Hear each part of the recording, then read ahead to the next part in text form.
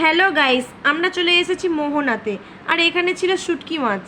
এইখানে প্রচুর দুর্গন্ধ ছিল। তো আমরা এখন যাচ্ছি মাছ দোকানকে মাছ দেখতে, কি রকমের মাছ আছে চলো আমরা দেখি। এইখানে ভোলা মাছ, চিংড়ি মাছ, কাতলা মাছ, পমফ্লেট মাছ, অনেক কিছু ছিল, নানা ধরনের মাছ ছিল। আর এখানে সব মাছগুলো ছিল নদীর। দেখতেই পাচ্ছ কত রকমের মাছ এখানে আছে।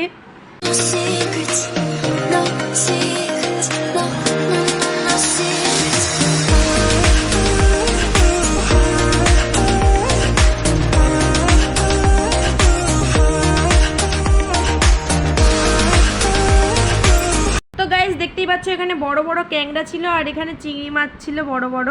বাট কি বলবো গাইস, এখানে এত গন্ধ ছিল তাই চলে গিয়েছিলাম আমরা মোহনার ধারে।